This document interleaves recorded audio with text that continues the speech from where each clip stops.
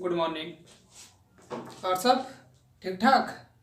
पढ़ाई लिखाई सब ठीक ठाक चल रहा है? एग्जाम आने वाला है। हाँ, मेहनत करके एकदम पढ़ना है। एकदम कुछ करना ही करना है। C S C M C S वगैरह निकालना है, क्योंकि कॉमर्स वाले बच्चे हो, एकदम मेहनत करना है।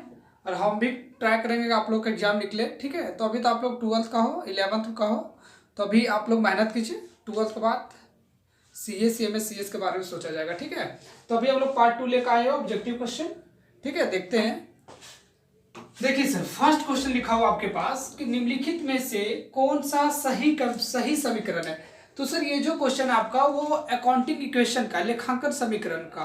तो सर आपको पता होगा कि एसेट्स बराबर होता है क्या, कैपिटल प्लस लायबिलिटीज। तो आपको यहाँ पे यही देखना है। ठीक है, चलिए देखिए, लिखा हुआ है सर कि निम्नलिखित में से कौन सा सही समीकरण है।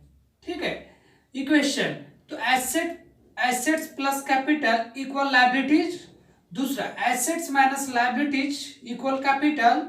एसेट्स प्लस लायबिलिटीज बराबर कैपिटल, और liabilities minus capital equal assets. तो सर आपको यहाँ सीधा सीधा साधा कुछ भी नहीं मिलने वाला है। कि आप सोच रहे होंगे कि सर एसेट्स बराबर हमको क्या मिल जाए, कैपिटल प्लस लायबिलिटी। ठीक है, तो वो नहीं मिलने वाला था। आप यहाँ पे देखिए थोड़ा सा, आपको पता है कि एसेट्स बराबर क्या होता है, कैपिटल प्लस लायबिलिटी होता है।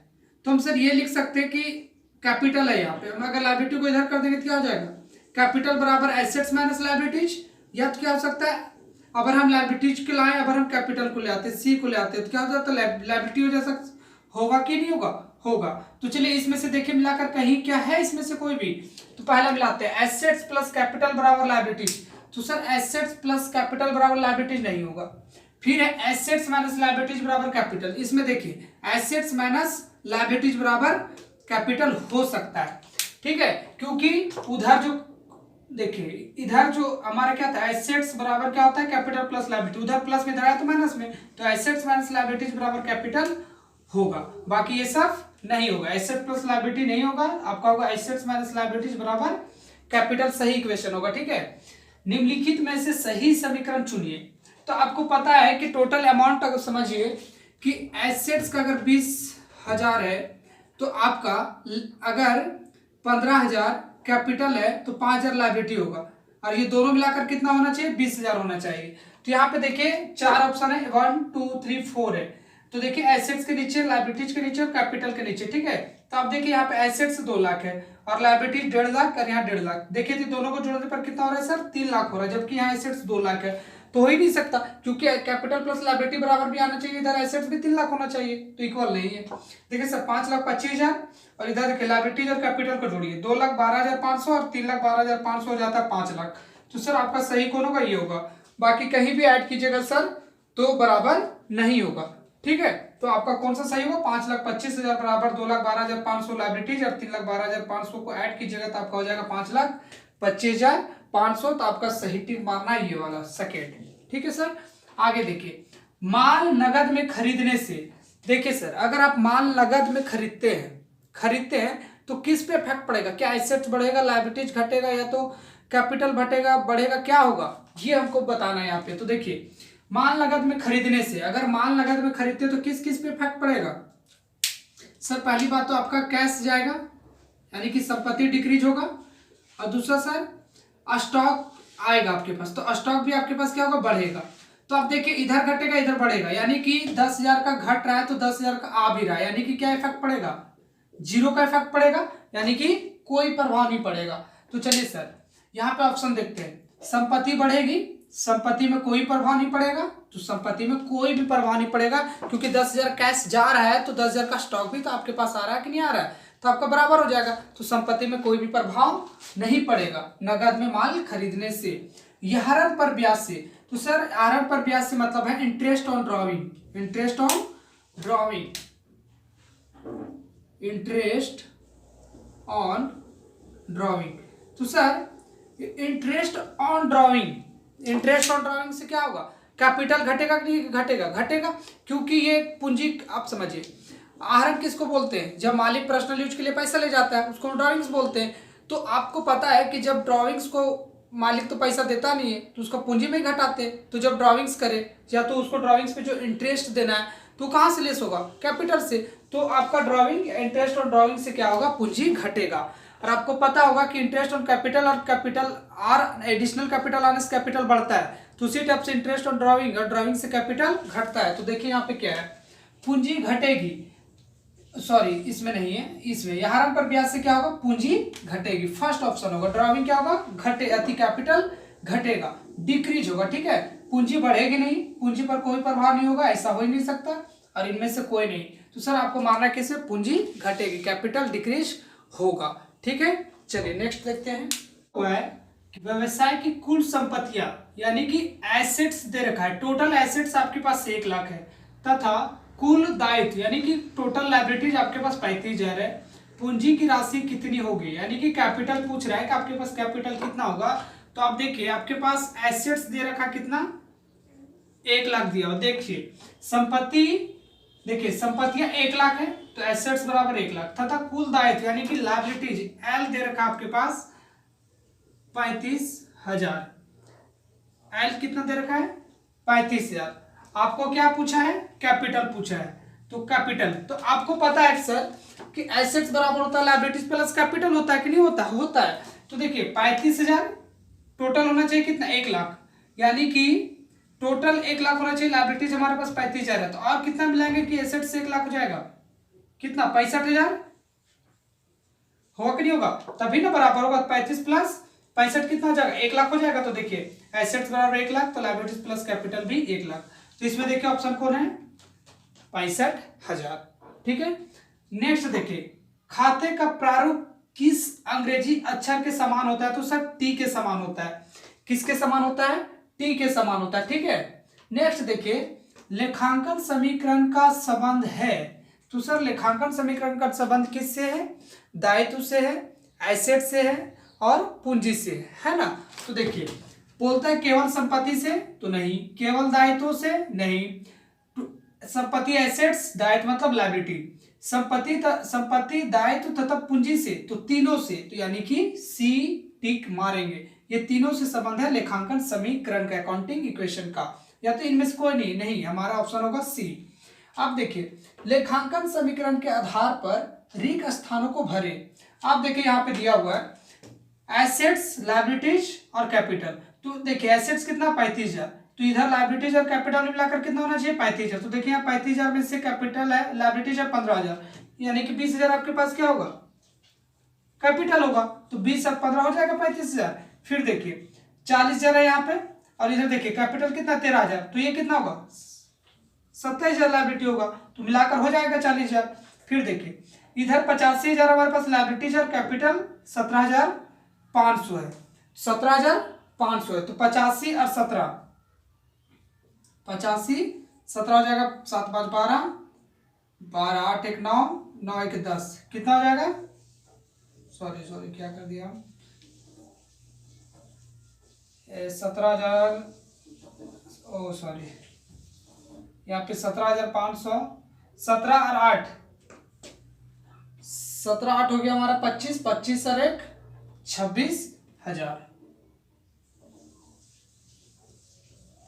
देख पा रहे होंगे आप, क्योंकि एसेट्स क्या होता है लायबिलिटीज प्लस कैपिटल के बराबर होता है, तो ये और ये अमाउंट जुड़ जाएगा तो एसेट से निकल जाएगा। तो 8 8500 और 17,500, तो 17 और 8 कितना हो जाएगा हमारा 25,000, और 25,500 500 इधर है, कितना हो गया 26,000। तो देखिए ये भी बराबर, ये भी बराबर। तो इस स्टेप से आपको क्या करना है, अकाउंटिंग इक्वेशन को क्वेश्चन सॉल्व करना है। ठीक है, आप लोग को यही पूछेगा, या तो क्या करेगा इक्वेशन को पूछेगा, या तो कब घटेगा कोई भी ट्रांजेक्शन से, कब लायबिलिटीज घटेगा, कैपिटल पे क्या इफेक्ट पड़ेगा, लायबिलिटीज पे क्या इफेक्ट पड़ेगा, यही तरह का क्वेश्चन आपको पूछने वाला है। नेक्स्ट हम लिखा हुआ है आदर्श लेखांकन प्रणाली की विशेषता है। आदर्श लेखांकन की प्रणाली की विशेषता है सरलता, वैज्ञानिक, मितव्ययी, इनमें से सभी होगा। ठीक है, चलिए नगद में लेन देन किस प्रणाली में होता है, नगद में लेन देन किस प्रणाली में होता है, रोकड़ प्रणाली में होता है। किसमें, रोकड़ प्रणाली। रोकड़ प्रणाली मतलब क्या, कैश सिस्टम। जब कैश सिस्टम आप रखते हैं तो नगद लेन देन होता है ना। चलिए नेक्स्ट देखिए आपके पास, तो सर इसमें नगद लेन देन में नगद में लेन देन किस प्रणाली में होता है? रोकड़ प्रणाली में, ठीक है। इकहरी लेखा प्रणाली नहीं, भारतीय लेखा प्रणाली नहीं, और दोहरा लेखा प्रणाली नहीं होगा। इसको बोलते हैं सिंगल एंट्री सिस्टम। इकहरी लेखा प्रणाली का मतलब क्या है? सिंगल एंट्री सिस्टम, ठीक है। ये इंडियन अकाउंटिंग वाला है और ये हमारा डबल एंट्री सिस्टम है। तो हम जो कैश सिस्टम वाला एंट्री करते हैं वो रोकड़ प्रणाली के अंतर्गत करते हैं, कैश सिस्टम के अंदर, ठीक है। उसके बाद देखिए दोहरा लेखा प्रणाली की प्रथम अवस्था है प्रारंभिक लेखा। क्या करना है उसका? प्रारंभिक लेखा करना है। खतौनी पोस्टिंग करना नहीं है, क्लासिफाई करना नहीं है, दोहरी लेखा प्रणाली नहीं है। देखिए प्रारंभिक लेखा, खतौनी, वर्गीकरण, दोहरा लेखा प्रणाली। तो आपको मानना है प्रारंभिक लेखा, प्रारंभिक लेखा। नेक्स्ट आपके पास नेक्स्ट है सर दोहरा लेखा प्रणाली। दोहरा लेखा प्रणाली लेखा करती है, देखिए डबल एंट्री सिस्टम जो लेखा करते हो किसका करती है?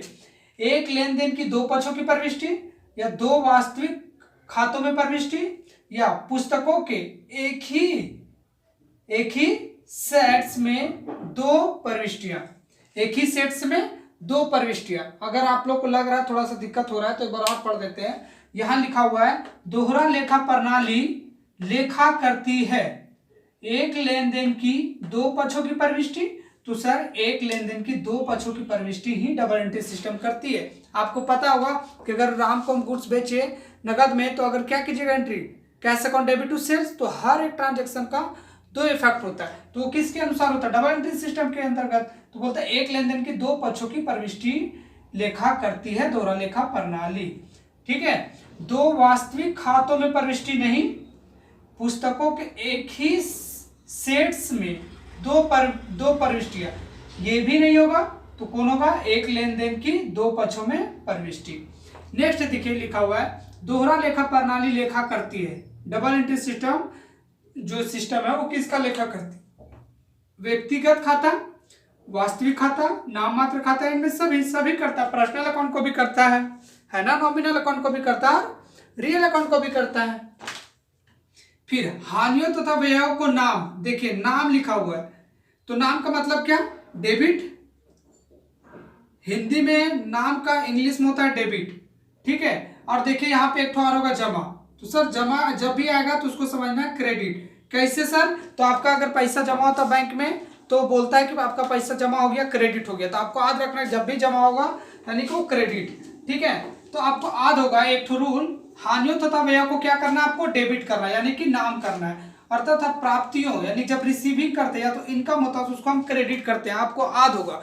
तो वही रूल बोलता है कौन से अकाउंट पे अप्लाई होता है? तो देखिए कौन सा अकाउंट पे अप्लाई होगा? तो बोलता है हानियों तथा व्ययों को नाम कीजिए यानी कि डेबिट, तथा प्राप्तियों और आयों को जमा कीजिए यानी कि क्रेडिट। तो किस अकाउंट का रूल है सर? व्यक्तिगत खाता, वास्तविक खाता या अवास्तविक खाता? तो अवास्तविक खाता। अवास्तविक खाता का मतलब है नॉमिनल अकाउंट। कौन सा अकाउंट सर? नॉमिनल अकाउंट, नाम मात्र खाता। तो नाम मात्र खाता, तो अवास्तविक खाता का मतलब क्या है? यहाँ पे नाम मात्र खाता है, ठीक है। और नाम मात्र खाता का रूल आपको पता होगा कि ऑल एक्सपेंसेस लॉसेस को हम डेबिट करते हैं यानी कि नाम करते हैं, और ऑल इनकम है ना ये सब कहाँ करते हैं हम लोग? क्रेडिट यानी कि जमा करते हैं। तो वही आपको पूछ रहा है कि किसके लिए ये रूल है? किसके लिए? अवास्तविक खाता। अवास्तविक खाता हो सकता है, नाम मात्र खाता हो सकता है, नॉमिनल अकाउंट हो सकता है, ये तीनों हो सकता है कोई भी, ठीक है। चलिए नेक्स्ट देखते हैं। चलिए नेक्स्ट क्वेश्चन देखते हैं। नेक्स्ट आपके पास है पाने वाला को नाम, पाने वाला को नाम यानी कि पाने वाला यानी कि रिसीवर। नाम मतलब क्या? डेबिट।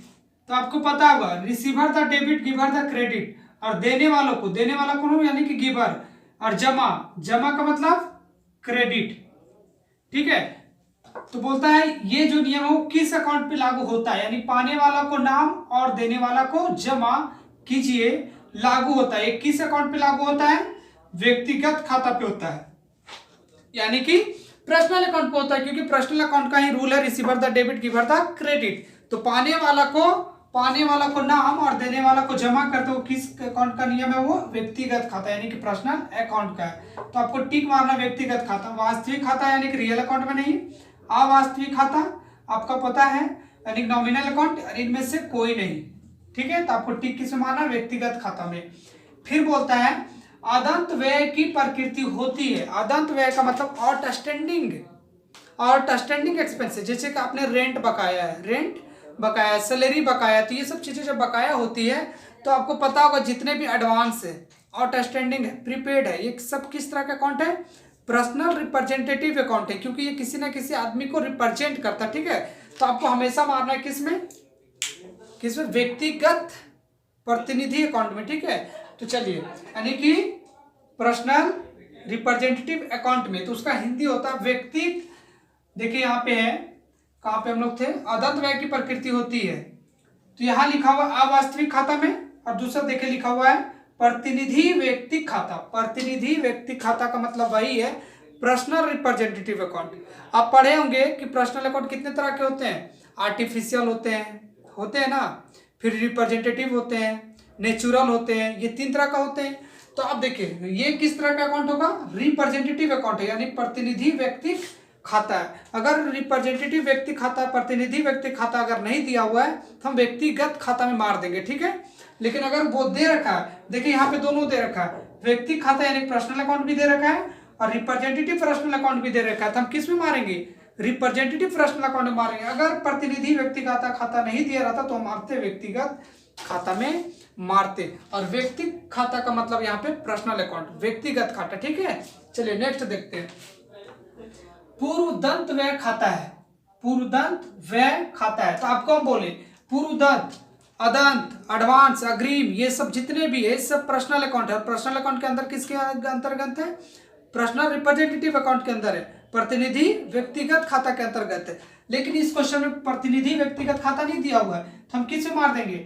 व्यक्ति खाता में मार देंगे, व्यक्तिगत खाता में मारेंगे। तो यहाँ बोल रहा है पूर्वदत्त व्यय खाता है, यानी कि प्रीपेड एक्सपेंसेस कौन से अकाउंट में जाएगा? ठीक है, तो आपको बोले हम अगर प्रतिनिधि व्यक्ति खाता नहीं दिया रहेगा तो हम मार देंगे व्यक्तिगत खाता।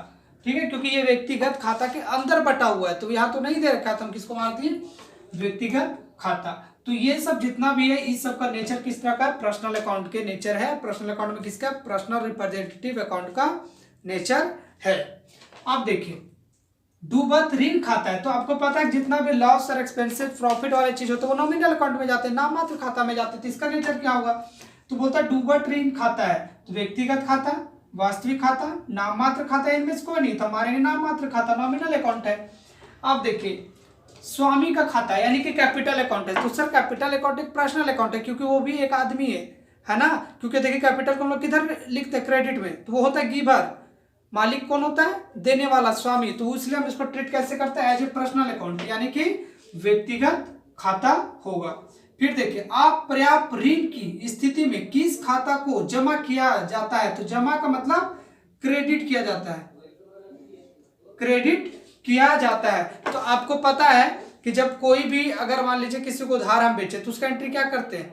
उस पार्टी को डेबिट करते हैं, और जब वो पैसा नहीं देगा तो उस डेटर अकाउंट को फिर क्या करते हैं? हम क्रेडिट कर देते हैं, और बैड डेब्ट्स अकाउंट को डेबिट कर देते हैं। तो एंट्री क्या करते हैं? Bad debts account debit to debtor. तो डेटर के अकाउंट में देखिए क्रेडिट साइड दिखेगा क्या?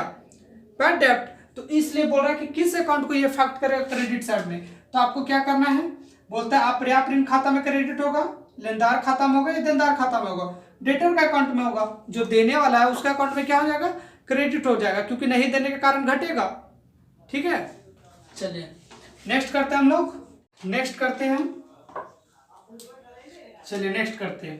लिखा हुआ संयंत्र और मशीनरी खाता है। संयंत्र और मशीनरी खाता, आपको सिर्फ पता है कि मशीनरी जो होता है वो रियल अकाउंट होता है ना, वास्तविक खाता होता है। तो देखिए बोला हुआ है क्योंकि मशीनरी वगैरह संपत्ति और एसेट्स किस में जाता है? लेकिन आपको एक चीज पता है कि एसेट्स में 2 तरह के होते हैं, टांजिबल होते हैं, इंटांजिबल एसेट्स होते हैं, एक मूर्त होते हैं और एक अमूर्त होते हैं। तो यहाँ पे मूर्त भी दिया अमूर्त भी दिया हुआ, तो ये तो वास्तविक है लेकिन किस तरह का है? मूर्तवान है। ये क्या है? मूर्तवान है। ठीक है, तो चलिए पढ़ते हैं। संयंत्र और मशीनरी खाता है व्यक्तिगत खाता, तो पर्सनल अकाउंट तो हो ही नहीं सकता। मूर्तवान वास्तविक खाता रियल अकाउंट है, लेकिन यहाँ लिखा अमूर्तवान वास्तविक खाता या नाममात्र खाता। नाममात्र खाता भी नहीं आएगा क्योंकि इसमें एक्सपेंसेस और इनकम आते हैं। तो इसमें देखिए वास्तविक 2 ठो है, तो हम मारेंगे किस में? मूर्तवान में मारेंगे, क्योंकि संयंत्र और मशीनरी को हम देख सकते हैं। गुडविल को हम किस में मारेंगे सर? गुडविल हो गया, पैटेंट्स हो गया, ट्रेडमार्क हो गया, ये सबको मारेंगे अमूर्त वास्तविक खाता में। ठीक है, चलिए नेक्स्ट देखते हैं व्यापारिक चिन्ह खाता। अभी हम बोले व्यापारिक चिन्ह खाता, ट्रेडमार्क। तो चलिए पढ़ते हैं। व्यक्तिगत खाता, वास्तविक खाता, नाममात्र खाता, इनमें से कोई नहीं। तो सर व्यापारिक चिन्ह जो है वो एक एसेट्स है। एसेट्स जो होता है वो रियल अकाउंट यानी कि वास्तविक खाता होता है, लेकिन ये अमूर्त वास्तविक खाता है, लेकिन इसमें अमूर्त नहीं लिखा हुआ तो हम मार देंगे वास्तविक खाता में। ठीक है, चलिए नेक्स्ट देखते हैं। बोलते हैं असमाप्य, असमाप्य व्यय यानी कि अनएक्सपायर्ड इनकम,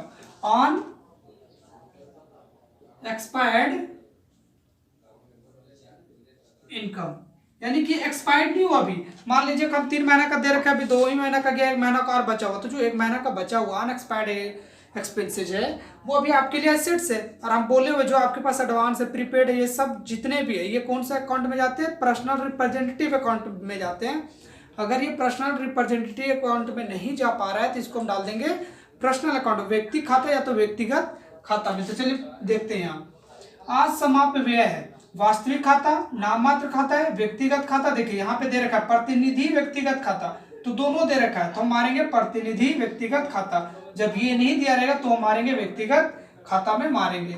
ठीक है, चलिए बैंक अधिविकर्ष। तो सर बैंक अधिविकर्ष भी बैंक ओवरड्राफ्ट है। तो जितना भी आपको हम बोले कि बकाया, एडवांस, ये सब कहाँ जाता है? पर्सनल रिप्रेजेंटेटिव अकाउंट में जाता है। तो देखिए व्यक्तिगत खाता में नहीं जाएगा, नाममात्र खाता में नहीं जाएगा, वास्तविक खाता में नहीं जाएगा, प्रतिनिधि व्यक्तिगत खाता में आपको मार देना है। दोहरी लेखांकन प्रणाली अपनी उत्पत्ति की ऋणी है। तो आपको पता है कि double entry system Lucas Pacioli ने दिया था, तो उसी का ऋणी है। बोलता है इसमें और भी ऑप्शन रहेंगे, लेकिन लुकास पेसियोली में मार देना, क्योंकि आप मार दीजिएगा कंफर्म को पता है। आप व्यक्तिगत खातों का वर्गीकृत किया गया है, आप समझिए। अवास्तविक, देखिए यहाँ पे अव्यक्तिगत खाता, आपको पता होगा कि पर्सनल अकाउंट को हम लोग 2 भाग में बांटे थे, एक पर्सनल अकाउंट और एक इम्पर्सनल अकाउंट, है ना। तो देखिए इम्पर्सनल अकाउंट का कितने भाग होते हैं? 2 भाग होते हैं। एक कौन से? एक वास्तविक खाता और एक नाममात्र खाता। तो कितने भागों में बांटे थे इम्पर्सनल अकाउंट को? 2 भागों में, एक वास्तविक और एक नाममात्र खाता। तो देखिए कितने भागों में, तो लिखा हुआ है 2 भागों में हम लिखेंगे। अव्यक्तिगत खातों को वर्गीकृत किया जाता है 2 भागों में, 3 भागों में नहीं, 4 भागों में नहीं, 6 भागों में नहीं, 2 भागों में। अव्यक्तिगत खाता मतलब इम्पर्सनल अकाउंट। ठीक है, चलिए अब नेक्स्ट देखते हैं। संपत्ति के मद को प्रतिनिधित्व करने वाले खाता को कहते हैं वास्तविक खाता। सही है। देखिए जो एसेट्स को रिप्रेजेंट करता है वो रियल अकाउंट है, वास्तविक खाता है। आपको इस तरह का क्वेश्चन एग्जाम में कंफर्म आएंगे और आपको 100% है। आपको क्या करना है, अगर आप सही से पढ़ के जाइएगा, अगर हम इतना गारंटी दे रहे हैं कि जिस दिन एग्जाम हो उस दिन भी आप अगर ये वीडियो देख के जा रहे हैं तो आपको ऑब्जेक्टिव में कहीं भी दिक्कत नहीं होने वाला। ठीक है, चलिए नेक्स्ट करते हैं। ये आपका डबल एंट्री सिस्टम का आपका यहाँ पे खत्म हो जाता है। ठीक है, उसके बाद हम लोग नेक्स्ट करते हैं।